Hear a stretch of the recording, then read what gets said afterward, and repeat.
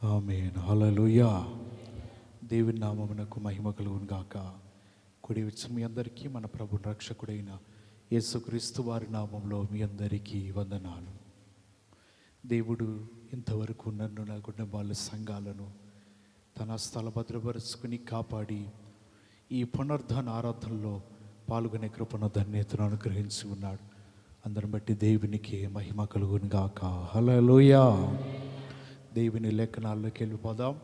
అందరు బైబిల్ గ్రంథాలు తెరిచినట్లయితే దానియేలు ప్రవచన గ్రంథం 2వ అధ్యాయం, దానియేలు ప్రవచన గ్రంథం 2వ అధ్యాయం 21వ వచనం చదువుకుని మన ధ్యానం ప్రారంభిద్దాం. ఆయన కాలములను సమయములను మార్చువాడయుండి రాజులను త్రోసివేయచు నియమించుచు ఉన్నవాడును, వివేకులకు వివేకమును జ్ఞానులకు జ్ఞానమును అనుగ్రహించువాడునై ఉన్నాడు. చిన్న ప్రార్థన. మహాగరుడైన మా ప్రభువా, నీకు స్తోత్రాలు. ఈ ఉదయకాల సమయం నిలబడిన జ్ఞాపకం చేసుకోండి. మీ నోటికి బోరగా వాడుకుని కుడి ఉన్న బిడ్డలందరితో మీరే మాట్లాడమని యేసయ్య పరిశుద్ధ నామంలో ప్రార్థన చేసి అడుగుచున్నాను మా పరమ తండ్రి. ఆమేన్. మనం చదివిన మాట దానియేలు ప్రవచన గ్రంథము 2వ అధ్యాయం 21వ వచనం. ఆయన కాలములను సమయములను మార్చువాడయుండి. ఈరోజు మనం నేర్చుకునే అంశం ఏంటిదంటే దేవుడు మార్చగలడు. ఏంటిది అంశం చెప్పండి? దేవుడు మార్చగలడు. ఏది మార్చగలడంట? కాలములను సమయములను మారుస్తూ ఉంటాడు. రాజుల సింహాసనం మీద ఉన్నప్పుడు వారిని త్రోసివేయగలిగిన వాడు కూడా ఆయనే.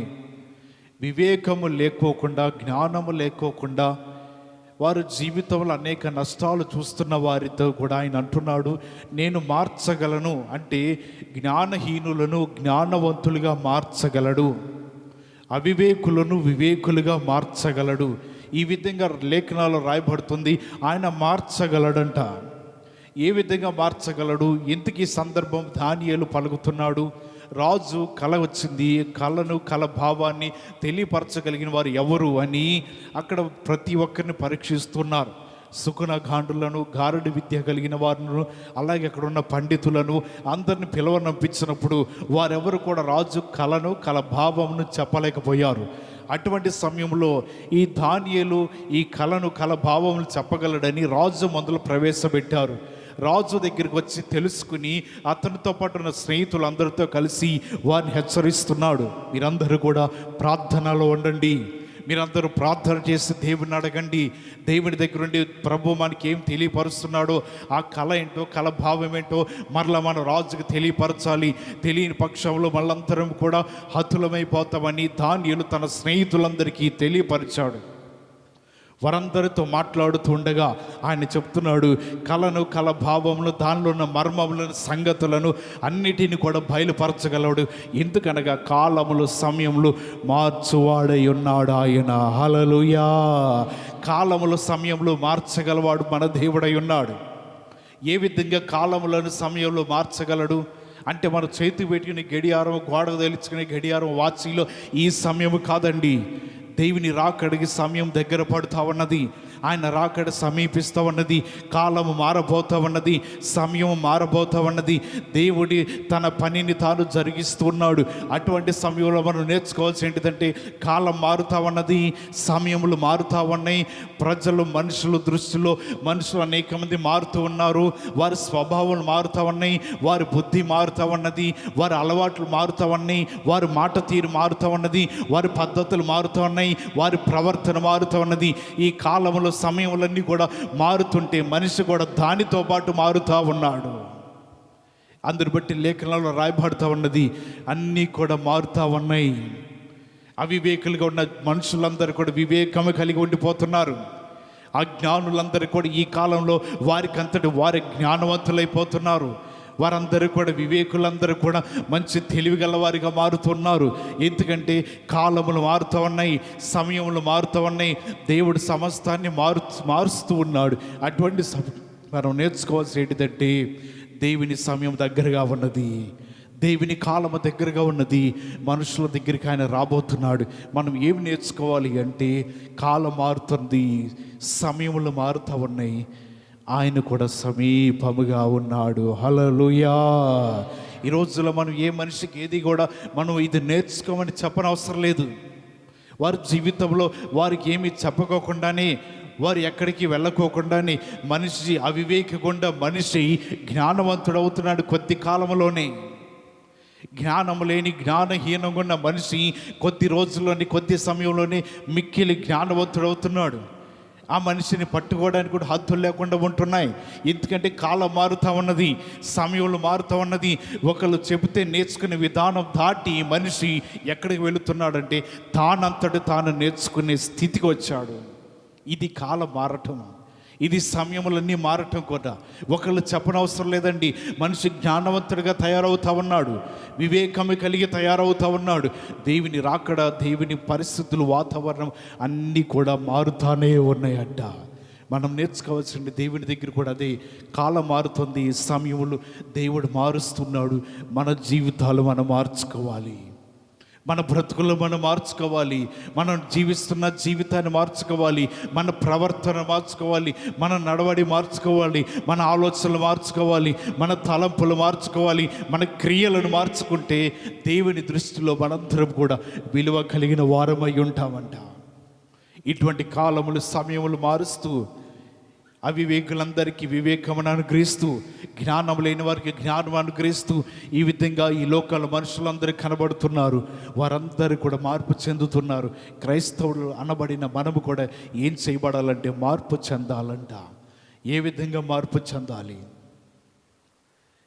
కొంతమంది శాస్త్రవేత్తలు చెబుతున్నారు, ఈ భూమి జలప్రలయంతో మరలా ముంచబోతున్నారు. ఎందుకంటే గ్రంథాల్లో రాయబడి ఉన్నది కదా, నోవాహు దినములలో ఉన్నట్లుగా ఆయన రాకడ ఉండవచ్చు. ఎందుకంటే సృష్టి, ప్రకృతి, భూమి అంతా మారుతుంది. వారు చదువుకుంటున్నప్పుడు అర్థమవుతుంది, భూమి తిరగడానికి 24 గంటలు పడుతుంది. ఇప్పుడు 24 గంటలు మించి పడుతుందంట. 24 గంటల 3 సెకండ్లు, కొన్నిసార్లు 24 గంటల 10 సెకండ్లు, అంటే సెకండ్స్ వ్యవధిలో భూమి నిదానంగా మందగించి తిరుగుతూ ఉన్నది. ఎప్పుడైతే అది నిదానంగా తిరుగుతూ ఆగుతుందో దేవుని రాకడ సమీపించినట్లు సృష్టి కదిలించబడుతుంది.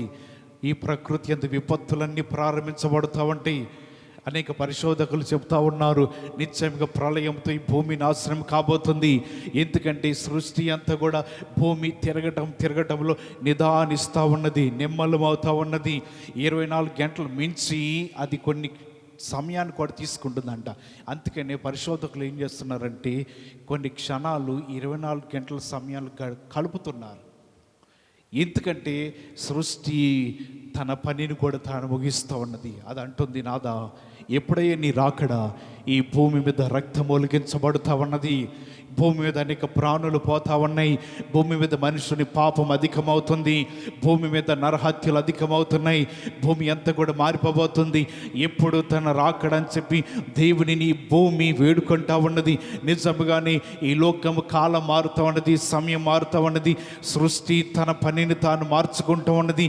దేవుని ఆజ్ఞ లేకుండా ఏది కూడా జరగదు. కాబట్టి అన్నీ కూడా సమస్తము మారబోతా ఉన్నాయి. కానీ క్రైస్తవులు మారలేకపోతున్నారు. వారి ప్రవర్తన మారలేకపోతుంది, వారి భక్తి మారలేకపోతుంది, వారి జీవితం మారలేకపోతుంది, వారి యథార్థత మారలేకపోతుంది. వారెవ్వరూ కూడా మారలేని స్థితిలో కనబడుతున్నారు.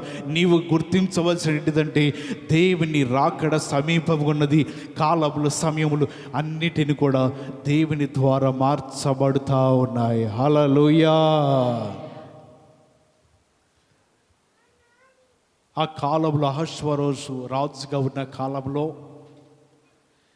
ఒక తాకీదుల మీద తన ఉంగరంతో ముద్రించాడు, యూదులను బ్రతకనీయవద్దు, యూదుల మీదకి యుద్ధానికి వెళ్ళి వారందరినీ కూడా అంతమొందించాలి అన్న ఆజ్ఞ రాజు తన ఉంగరంతో ముద్ర వేసి అది విడిచిపెట్టాడు. అటువంటి సమయంలో మరలా తాకీదులను మార్చడం ఎవరి వల్ల కాదు. అది ఎందుకంటే రాజు చేతి నుంచి వచ్చినది.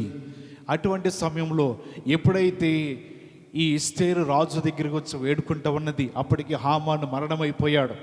రాజు దగ్గరికి వచ్చి వేడుకుంటాయ్యా, నా ప్రజలైన వారి మీదకి ఒక శాసనం ఉన్నది, వారి మీదకి మరణ శాసనం ఉన్నది. మరి వారు అలా దుఃఖంలో ఉండగా, వారు బాధలో ఉండగా నేను ఎలా సంతోషం ఉండగలను, నేను ఏ విధంగా ఆనందించగలను? వారందరూ కూడా శాపములతో ఉన్నారు.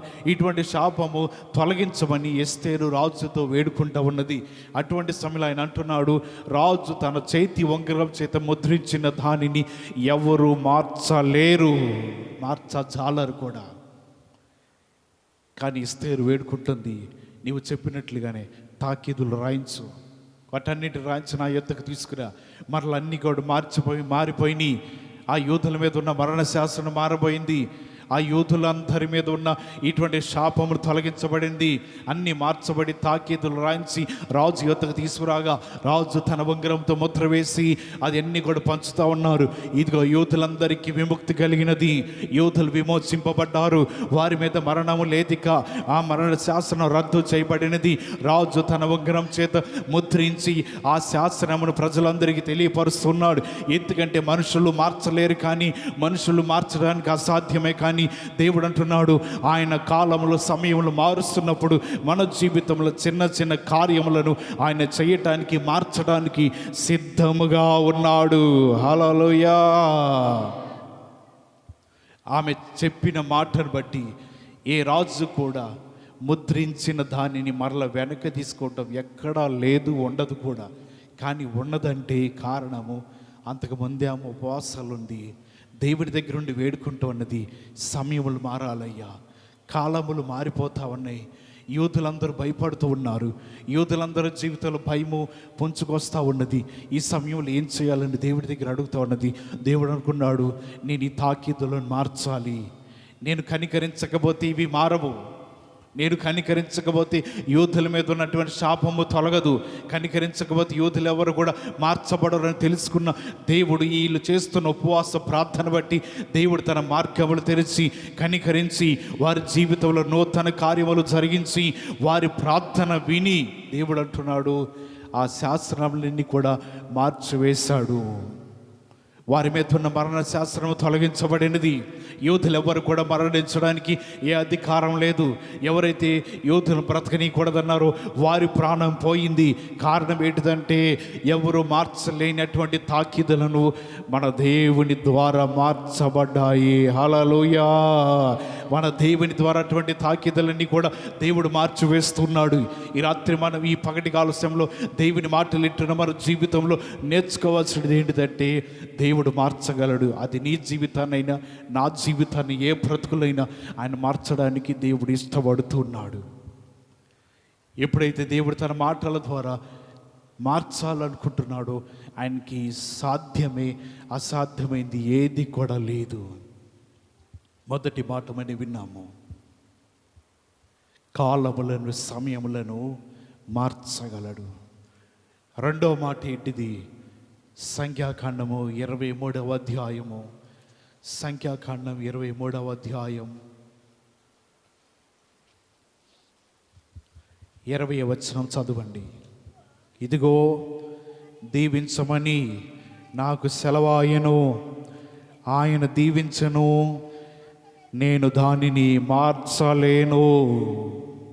ఇక్కడ రాయబడుతున్న మాట, బిలాము శపించాలని వెళ్ళాడు. దేవుడు ఆ శాపమును దీవెనిగా మార్చాడంట.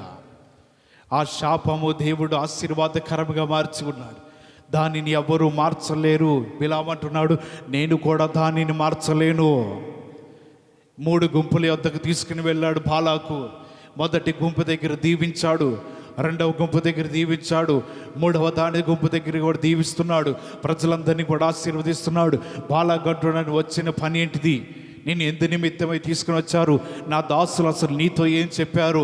ఆయన అంటున్నాడు, యెహోవా దీవించాలని సెలవాయినది, యెహోవా దీవించాలని నాకు ఒక మాట సెలవిచ్చాడు, కాబట్టి నేను దీవిస్తున్నాను, దానిని నేనైతే మార్చలేను.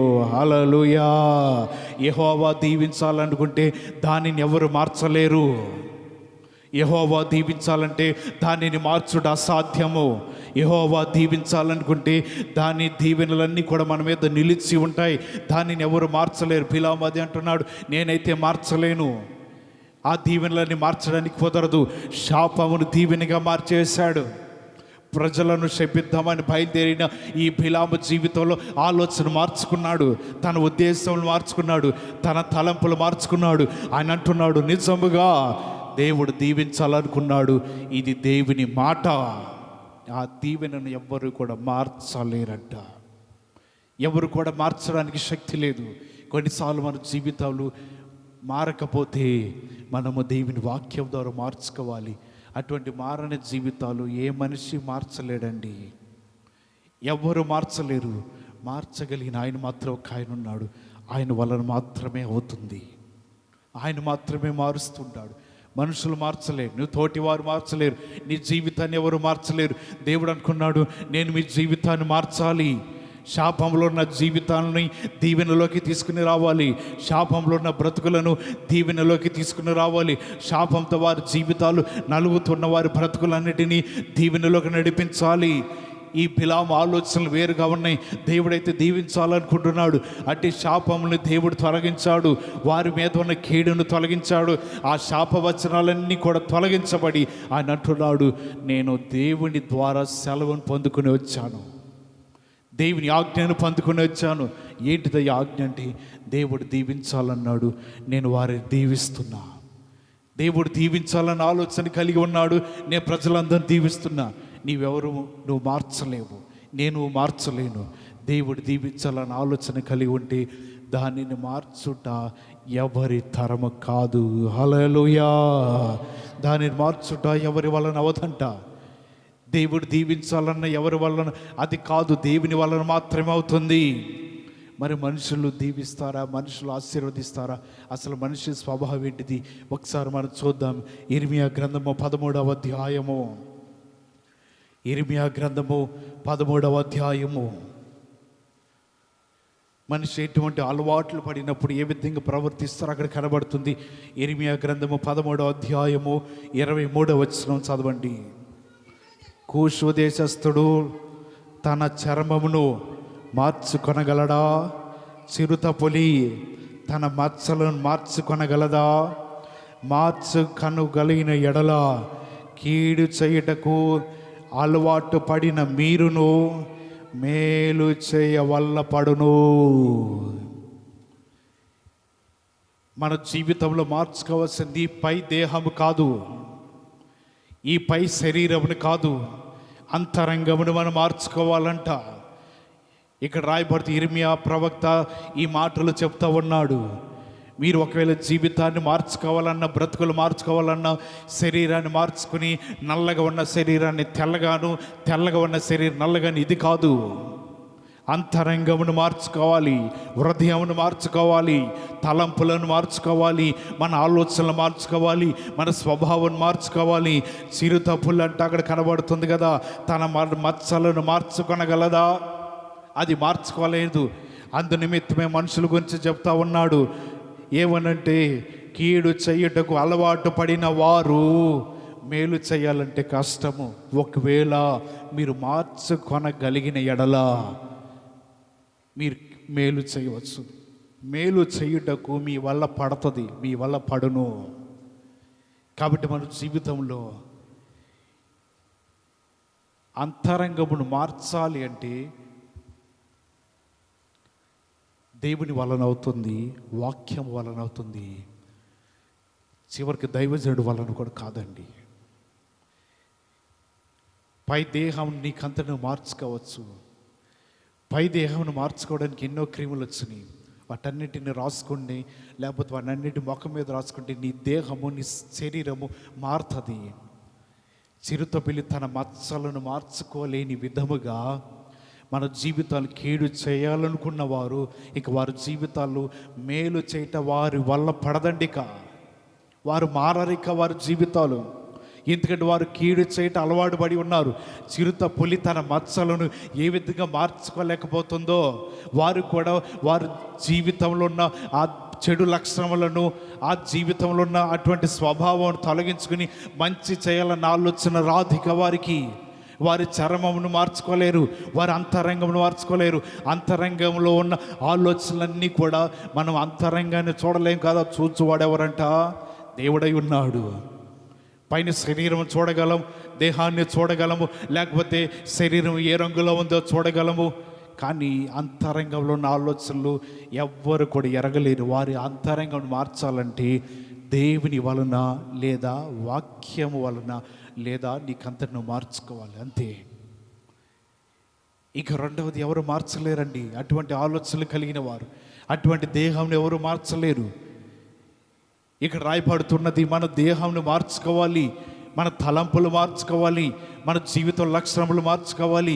ఎవరైతే మార్చుకుంటారో ఈ పై దేహము కాదు, పై శరీరమును కాదు, ఈ రంగును కాదు మార్చుకోవాల్సింది, అంతరంగము హృదయములో ఉన్నవి ఇటువంటి చెడ్డ తలంపులు మార్చుకోగలిగితే దేవుడి దృష్టిలో మనందరం కూడా మార్పు చెందిన వారమంట. ఒకవేళ మార్చుకోలేదండి, ఇక చిరుతపొల్లి తన మరచలు మార్చుకోలేదు, కూషు దేశస్థుడు తన అక్కడ రాయబడుతున్న చర్మముని కూడా మార్చుకోలేడు. ఎవ్వరు కూడా మారవలేరు. మార్చగలిగిన దేవుని యొద్ద మాత్రమే. ఎందుకంటే మనిషి స్వభావము, మనిషి యొక్క తలంపులు, మనుషుని ఏ విధంగా జీవిస్తారో మనం ఈ లోకంలో చూస్తూనే ఉన్నాం. ఇటువంటి సమయంలో మనం అలవాటు చేసుకోవాల్సింది, అర్థం చేసుకోవాల్సింది ఏంటంటే మన జీవితాలు మార్చువాడు ఆయనే. హల్లెలూయా! ఆయనే మన బ్రతుకులను మార్చువాడై ఉన్నాడు. మొదటి మాట, కాలములను సమయములు దేవుడు ఏం చేయగలడంట? మార్చగలడు. ఆయన దీవించాలనుకుంటే దానిని ఎవరు చెప్పరు, ఎవరు మార్చలేరు. మూడో మాటకి వెళదాం. ఏ విధంగా కలుగుతుంది? ఈ మధ్యలో చెప్పిన ఈ రెఫరెన్స్లన్నీ కూడా అర్థం అవ్వటానికి చెప్తున్నా. మనము చూడవలసిన పాయింట్లు కరెక్ట్గా ఉన్నాయి, అవన్నీ చూద్దాము. హోషియా గ్రంథము 4వ అధ్యాయము, దానియేలు ప్రవచన గ్రంథం ప్రక్కనే ఉంటుంది.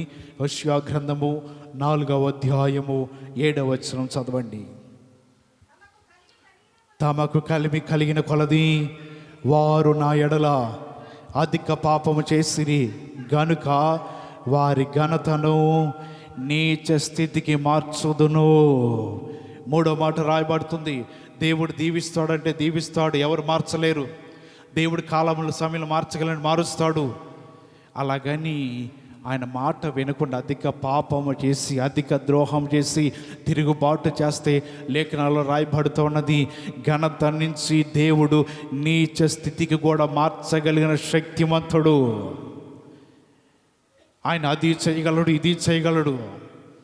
నీ మీద శాపం అంటే తొలగిస్తాడు. తొలగించిన తర్వాత నీకు కలిగిన కొలది, నీకు సంపద కలిగిన కొలది, నీకు దీవెన కలిగిన కొలది, దేవుడు నిన్ను అధికంగా ఆశీర్వదించిన కొలది, నీవు దేవుని మరిచిపోయి ఆయన దృష్టిలో అధిక పాపము చేసిన ఎడల ఆ దీవెనంతా కూడా దేవుడు, ఆ ఘనతనంతా కూడా నీచ స్థితికి మార్చగలడు. దేవుడు చేయలేడండి, ఎప్పుడు దీవిస్తూనే ఉంటాడు.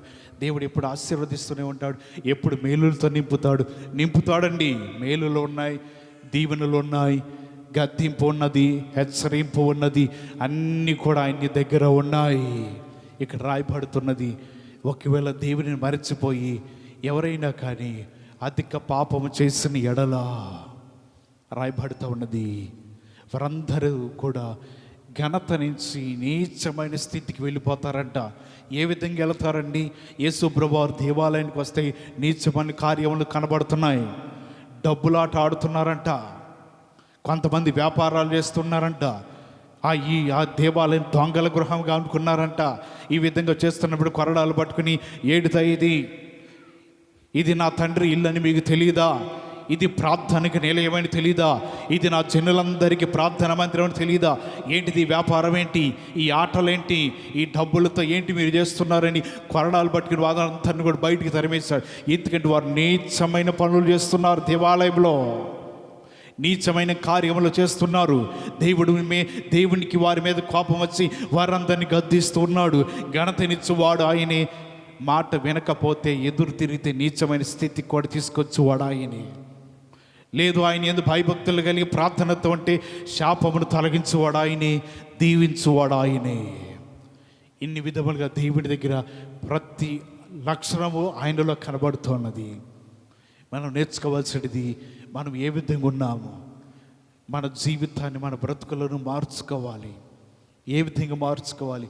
ఇప్పటి వరకు ఒక దానికి మనం అలవాటు పడి ఉన్నాం.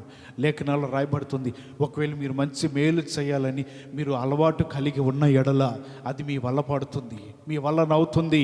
ఇప్పటివరకు మేలు చేయలేని స్థితిలో ఉన్నారేమో, కీడు తలబెట్టే పరిస్థితులు ఉన్నారేమో, జీవితం మార్చుకోలేని స్థితిలో ఉన్నారేమో, అంతరంగంను మార్చుకోలేకపోతున్నారేమో, హృదయంలో ఉన్న ఆలోచనలు మార్చుకోలేకపోతున్నారేమో, ప్రవర్తనను మార్చుకోలేకపోతున్నారేమో. వాక్యం తెలియపరుస్తుంది, మన జీవితంలో ఎప్పుడైతే మార్పు కలిగి ఉంటారో వారి జీవితాల ఘనతనిస్తాడు. ఘనతనిచ్చాడు కదా, దీపించాడు కదా, మేడలు మిద్దెలు ఇచ్చాడు, అన్నీ ఇచ్చాడు కదా అని చెప్పి దేవుని దగ్గర ద్రోహము చేసి అధిక పాపం చేస్తే ఘనత నుంచి దేవుడు నీచ స్థితికి తీసుకురాగలడు. ఆయన చేతకాని వాడు కాదు. దీవించాడని దేవుడు మర్చిపోవద్దు. మేలు చేశాడు కదా దేవుడు మర్చిపోవద్దు. దేవుడు నా జీవితాన్ని ఆశీర్వదించాడు కదా అని మర్చిపోవద్దు. రెండంతలుగా దీవెనలు అయిపోయినాయి కదా అని మర్చిపోవద్దు. అంటే నీచ స్థితికి తీసుకురాలేక కాదండి, సహనం కలిగిన వాడు ఆయన, ఓర్పు కలిగిన వాడు నీచ స్థితికి తీసుకురాగలిగిన స్తోమతుండి కూడా నా పిల్లలైన వారు తెలుసుకుంటారని దేవుడు దినమంతా ఎదురు చూస్తున్నారు. అయినా ప్రజలు వారి వైపు తిరగట్లేదు. ప్రజలు దేవుని వైపు తిరగడం మానేశారు. దేవుడిచ్చిన దీవెనల వైపు, దేవుడిచ్చిన మేలుల వైపు చూసుకుంటూ వారి దినములు, వారి కాలాన్ని గడుపుతున్నాడు. దేవుడు అనుకున్నారు ప్రజలు మారరు, కానీ నా కాలాన్ని, నా సమయాల్ని మారుస్తూ ఉన్నా. కాలంలో సమయాలు మారుతున్నాయి, కరువులు వస్తున్నాయి, ఉపద్రవాలు వస్తున్నాయి, వరదలు వస్తున్నాయి. సృష్టి అంతా కూడా నాశనం అయిపోబోతుంది. దగ్గరగా ఉన్నది, దేవుని రాకడ కూడా సమీపంగా ఉన్నాయి. కొన్ని ప్రాంతాల్లో త్రాగడానికి నీళ్లు కూడా లేని స్థితిలో ఉన్నాయి. మా బంధువులు ఒక ఆయన బెంగళూరులో ఉంటాడు. అతడు కోచింగ్ అని వెళ్ళాడు. మన మీటింగ్లో అప్పుడు వచ్చాడు కన్సర్న్ మళ్ళీ. వారం అయిందన్న స్నానం చేసి అన్నాడు. అదేంట్రా అంటే, నీళ్ళు ఇవ్వను అక్కడ, భయంకరంగా ఉంది పరిస్థితి, త్రాగటానికంటే కొనుక్కొని తాగాల్సిందే. మరి ఇప్పుడు తర్వాత మీటింగ్లో అయిపోయింది ఇక మళ్ళీ వెళ్తామంటే, నేను వెళ్ళలేనన్న, ఇక్కడే ఉండిపోతాను, చాలా కఠినంగా ఉంది పరిస్థితి అక్కడంతా. వస్తున్నది దేవుని రాకడ, తరుముకు వస్తూ ఉన్నది. దేవుని రాకడ సమీపంగా ఉన్నది. మనుషులు మారట్లేదని దేవుడు గ్రహించాడు. ఆయన సమయాన్ని మార్చుకుంటున్నాడు, ఆయన కాలాన్ని మార్చుకుంటున్నాడు. త్వరితముగా దేవుడు ఈ భూలోకానికి రావడానికి ఇష్టపడుతున్నాడు. మనిషి మొండితనంగా తయారయ్యారు, మొండితనంగా ప్రవర్తిస్తున్నారు. దేవుడు అనుకున్నాడు, నా సమయాన్ని నేను ఎంత మార్చుకోకూడదు? భూమి నాదే, ఆకాశం నాదే, అందులో ఉన్న సమస్తము కూడా నావే. నేను మార్చితే, ఆయన మారిస్తే ఎవరు నిలవగలరండి? ఈ లోకంలో ఉన్న సమస్తము మార్చగలిగితే ఎవరు నిలవగలరు? దేవుని మాటలు వింటున్న నీవు నేర్చుకోవాల్సింది, జాగ్రత్తగా ఉండి మనము ముందుకు కొనసాగుతూ ఉండాలి. ఎప్పుడైతే మనము ఈ లోకంలో విరోధంగా జీవిస్తూ ఉన్నామో అప్పుడే మన జీవితాలు దేవుని దగ్గరుండి నీచమైన స్థితికి వెళ్ళిపోతూ ఉంటాయి. కాలం మారుతుంది, దినములు మారుతూ ఉన్నాయి. ఈ భూమి మీదకి సమయం కూడా దగ్గరగా పడుతున్నది. ఒకవేళ క్రైస్తవులకి ఇదే చివరి ఓటు వేసే హక్కు ఉంటుందేమో, వచ్చే 5 సంవత్సరాలకు ఉండకపోవచ్చు.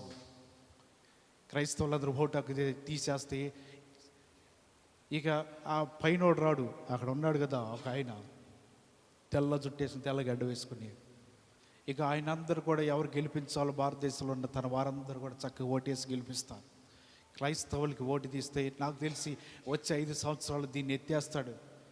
మీకు తెలియట్లేదు కానీ మా దగ్గర పూర్తి సమాచారం గ్రూపులో వస్తూ ఉంటుంది, పెడుతూ ఉంటారు. పాస్టర్లు, నాయకులందరూ కూడా పంపిస్తూ ఉంటారు. పరిస్థితి ఇది. ఇదే చివరి కాలం కావచ్చు, క్రైస్తవులు ఓటు వేయటానికి, ఇక్కడ ఇంకు మోగించుకోవడానికి చివరి అవకాశం కావచ్చు. తరుముకుంటా వస్తున్నాడు, కాలం దగ్గరగా వస్తున్నది. ఇక ఓటు తీసేస్తే ఏమంటే ఆయన నాయకుడు వద్దంటే ఓటు ఏది లేదు, నీకు కావాలా అన్య జనాంగంలోకి రా. నీవు ఓటు వేయాలనుకుంటున్నావా, నీ మతం మారు, నీ స్వభావాన్ని మార్చుకో, లేదని మార్చుకో, అయితే నీకు ఓటు హక్కు లేదు. మేము పెళ్ళిళ్ళు చేసే వాళ్ళు కూడా మాకు కొన్ని రూల్స్ మారినాయండి. మేము ఇచ్చిన సర్టిఫికేట్ కుదరదు. మేము ఇచ్చిన సర్టిఫికేట్ తీసుకుని రిజిస్టర్ ఆఫీస్కి వెళ్తే వాళ్ళు ఇంకో కాగితం ఇస్తారు. అది ఇంచుమించు 2 సార్లు నుంచి జరుగుతుంది. వాళ్ళు వెళ్ళి తెచ్చుకుంటున్నారు. నేను ఇచ్చింది నేలకి గీసుకోవడానికి కూడా పనికిరాదు, అది వాళ్ళు ఇవ్వాలంట. ఇక తర్వాత వచ్చే రూల్స్ ఏంటిదంటే క్రైస్తవ వివాహాలు చెల్లవు. ప్రభుత్వ వారు, సెంట్రల్ గవర్నమెంట్ వారు పెట్టిన విధానం ప్రకారం వివాహం చేస్తే చెల్లుతుంది. లేదని అలా చేసుకుంటారంటే పేరు మారదు, ఊరు మారదు, అడ్రస్ మారదు, ఫోటోలు మారు, దీంట్లో ఆ కార్డులు ఎక్కడ ఆ కార్డులో దీంట్లో ఏంటిదండి ఏమనుకుంటున్నారు? దేవుడు అక్కడ ఇంకా రావట్లేదు లేని దిమాగ్ ఉంటున్నారేమో. కాలంలో సమయంలో మీరు మారవలేకపోతున్నారు, ఆయన మార్చుకుంటూ వస్తున్నాడు. నిజంగా చెప్తున్నా, మనకంటే ముందు నీతిమంతులు ఎందుకు కొనిపోబడుతున్నారు తెలుసా? ఇదిగోండి ఎన్ని చూడకూడదని. వాళ్ళు నీతిమంతులు నా కోసం బ్రతికారని దేవుడు వారిని త్వరగా తీసుకుని వెళ్ళిపోతున్నాడు. మనము కూడా ఎన్ని చూడకోకుండా ఆయన రాకడ సమయానికి ముందే మన జీవితాలు దేవుని పిలుచుకుంటే నా గుండె మీద చేసుకుని చెప్తున్నా, మన ధన్యులమండి. ఇంకొక 5 సంవత్సరాలు 10 సంవత్సరాలుగా ఉన్నామంటే క్రైస్తవులమే పలు విధమైన శోధనలు రాబోతుంది. మీకు పర్వాలా, మీరు ఉంటే ఉంటారు, లేకపోతే నాకు దేవుడొద్దు దైవద్దని విడిచిపెట్టి వెళ్ళిపోవచ్చు. మాకు తప్పవండి శ్రమలు, మాకు బాధలు తప్పవు. ప్రాణాలు తెగించి నిలబడాలి. ఇక్కడ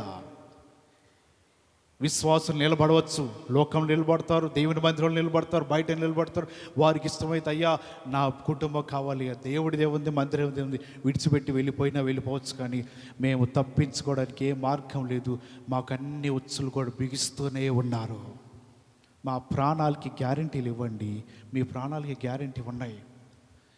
నిలబడగలవా? శ్రమ వచ్చింది, బాప్టిజం తీసుకుంటాం అనుకుంటాంగా, ఆయన కొరకు ప్రాణం పెట్టవలసి వచ్చిన వెనకంజ సాక్ష్యం ఇస్తున్నావంట. మరి ప్రాణం పెట్టవలసి వచ్చి ఉంటావా? నాకెందుకండి భయము. కాబట్టి దేవుడి మాటలు వింటున్న మనం, మనుషులు మారట్లా, క్రైస్తవులు మారట్లా, తన స్వభావాన్ని ఎవ్వరు కూడా మారిపోట్లా.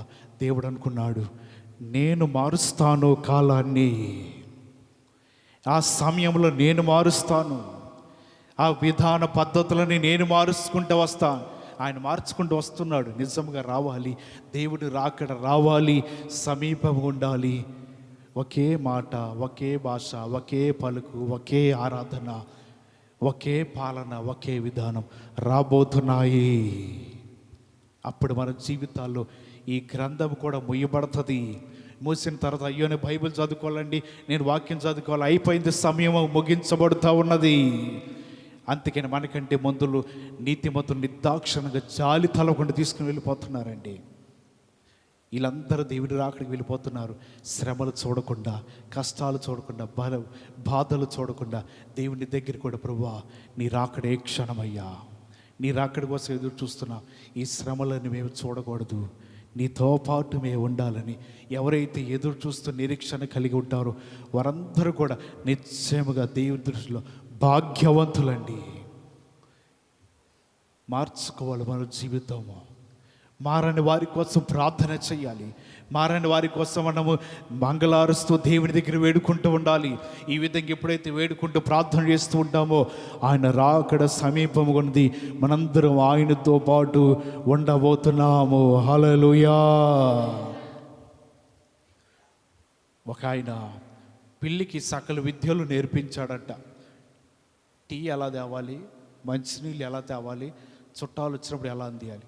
2 కాళ్ళ మీద నడుచుకుంటూ 2 కాళ్ళతోనేమో కప్పు పట్టుకుని నడవటం నేర్పించారు. చాలా కాలం పట్టింది. పిల్లికి విద్యలు వచ్చేసినాయి. 2 కాళ్ళ మీద నడుస్తూ 2 కాళ్ళతో కప్పు పెట్టుకుంటుందంట. ఒకసారి చుట్టాలు వస్తే పిల్లికి ఆజ్ఞాపించాడు, వెళ్ళి టీ పట్టుకురా అన్నాడు. గాజు కప్పు పట్టుకుని వస్తూ ఉంది. వస్తూ ఉండగా మధ్యలో ఆ సూర్లో 2 ఎలుకలు కిసకిసలు కూడా తన్నుకుంటున్నాయి అంట. మరి నమ్మకంగా ఉండాలి, కప్పు పడేయాలా? చెప్పండి. నమ్మకంగా ఉండాలి, కప్పు పడేయాలా? పైన 2 ఎలుకలు తన్నుకుంటున్నాయి. పిల్లి కప్పు పడేసి నేరుగా దాని దగ్గరికి, ఎలుకల దగ్గరికి లాటితో పోరాడుతుంది. యజమానుడు అనుకున్నాడు, ఇది మారిందేమో అనుకున్నానే, దీని స్వభావం మార్చుకుందేమో అనుకున్నాను, నేను ఇస్తున్న ప్రతి విద్యలు కూడా నేర్చుకుని ఈ విధంగా మారిపోయిందేమో అనుకున్నాను. దీని బుద్ధి మారలేదే.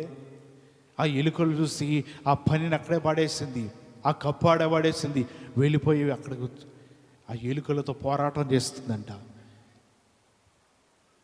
ఈ భూలోకంలో పశువులు కొన్నిసార్లు మారకపోవచ్చు, కానీ మనుషులమైన మనము అన్నీ అర్థమవుతామని మనం మార్చుకోవాలండి. దేవుడు దీవిస్తున్న కొలది, దేవుడు మేలులతో నింపిన కొలది, ఘనతనిస్తున్నప్పుడు ఇంకా దేవుడి దగ్గర మన జీవితాలుండి నిలకడగా బ్రతుకులు మార్చుకుంటే, ఒకవేళ నీచమైన స్థితిలో ఉన్నాయేమో దేవుడు మరల లేవనెత్తి ఘనతనిస్తాడు. హల్లెలూయా. ఘనతనివ్వటానికి దేవుడు ఎదురు చూస్తున్నాడు. దాని కొరకే మనందరం కూడా ఎదురు చూడాలి. కీర్తన గ్రంథంలో ఒక మాట ఉన్నది, 30వ కీర్తన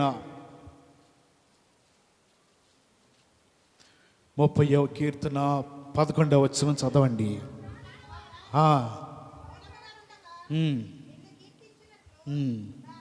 నా అంగలార్పును నీవు నాట్యముగా మార్చి ఉన్నావు. 4వ మాట ఏంటిదంట? నా అంగలార్పును నాట్యముగా మార్చి ఉన్నావు.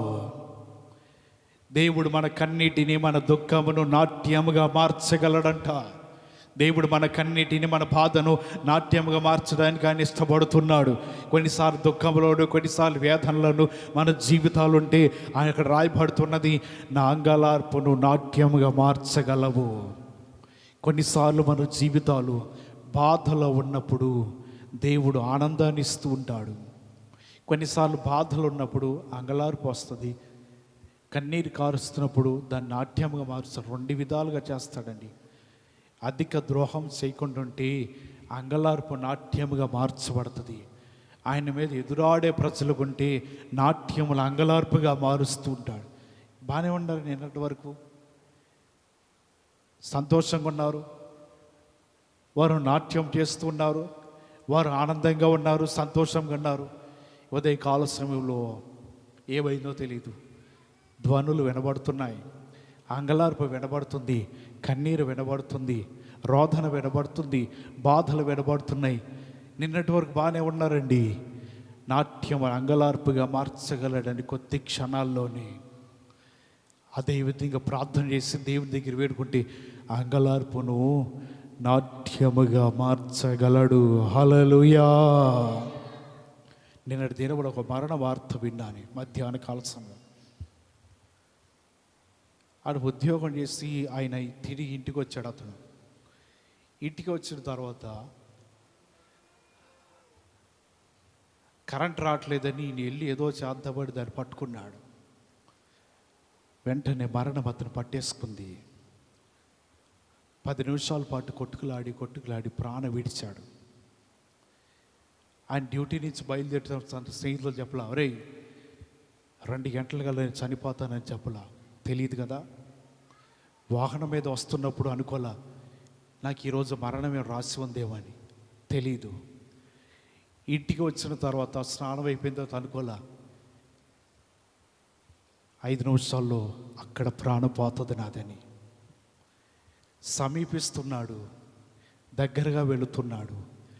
ఇంకా 1 నిమిషం మాత్రమే ఉన్నది, అదిగో మరణం అక్కడ పొంచి ఉన్నది అని గమనించలా. కొన్ని క్షణాలు ఉన్నాయి, ఇంకొక క్షణంలోనే నా ప్రాణం పోతుంది, మరణం నా మీదికి వస్తూ ఉన్నది అని గమనించలేకపోయాడు. క్షణమైపోయింది, మరణము పట్టుకున్నది. ఎవరు మార్చలేరండి. ఆ మరణాన్ని ఎవరు మార్చలేరు. దేవుడు చెప్తున్నాడు, కాలములు సమయములు ఎవరి వశంలో ఉన్నాయంట? నా వశంలో ఉన్నాయి. నీవు మారట్లేదు కాబట్టి నేను కూడా మారనిక. మరణం సమీపిస్తుంది, ఇంకా కొద్ది క్షణాల్లో చనిపోతాను. ఎవరు కూడా ఊహించలేదు, ఎవరికి తెలియదు. కానీ మరణం అయితే అక్కడ పొంచి ఉంది.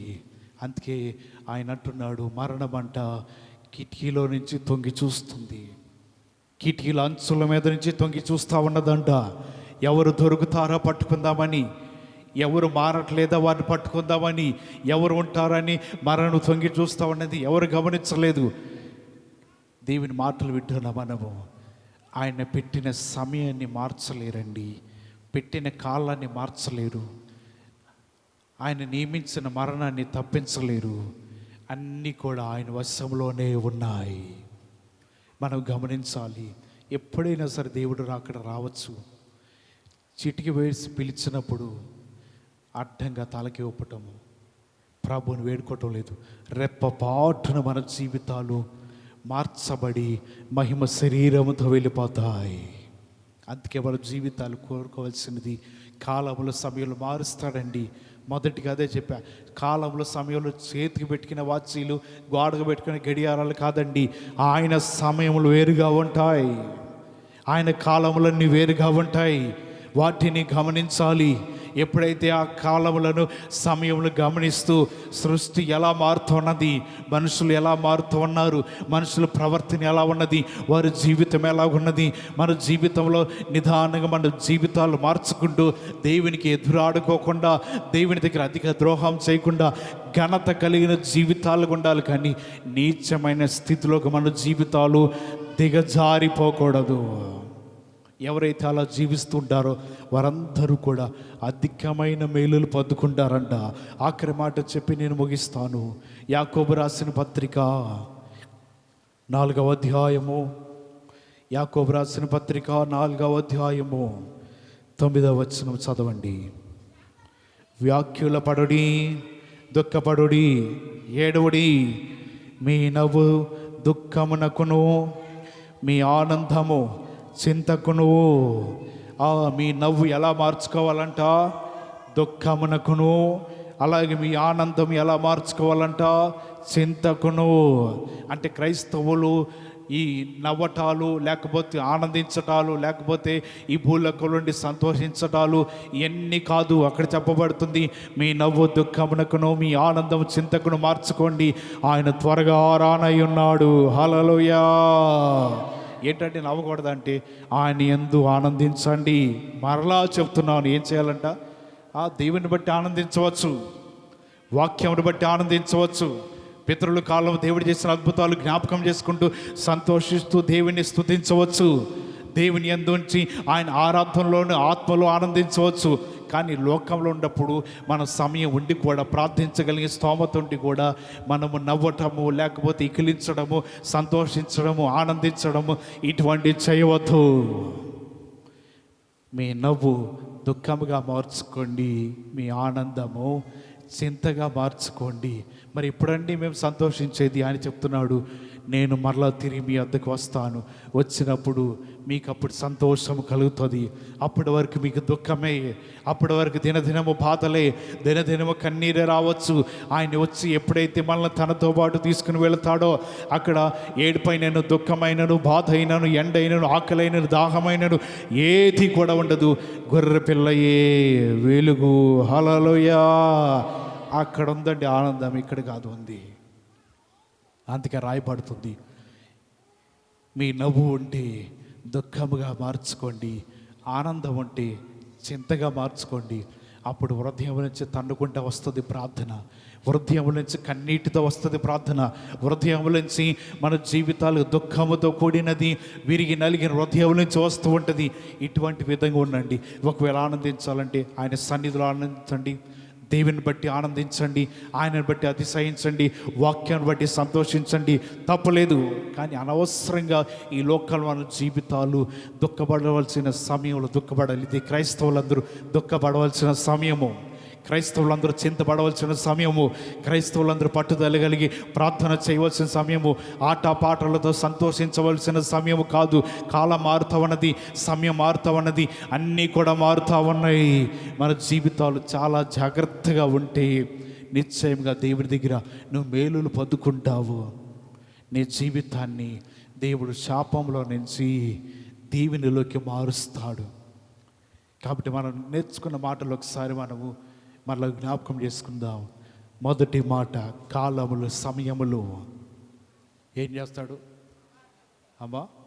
మారుస్తాడు. రెండవది చెప్పండి, రెండవ మాట ఏంటిది? శాపమును ఏం చేస్తాడంటే శాపమును దీవెనగా మారుస్తాడు. మూడవ మాట, ఘనతను చెప్పండి, ఘనతను నీచ స్థితికి మార్చగలడు, ఎదురాడకపోతే ఘనతను ఇవ్వగలడు. నాలుగో మాట ఏంటిది? అంగలార్పును నాట్యంగా మారుస్తాడు. ఐదవది చెప్పండి, ఐదవ మాట మనం చదివాం కదా యాకోబు రాసిన పత్రికలో. ఏ విధంగా మార్చుకోవాలంట? దేవుడు ఎన్ని మారుస్తాడు.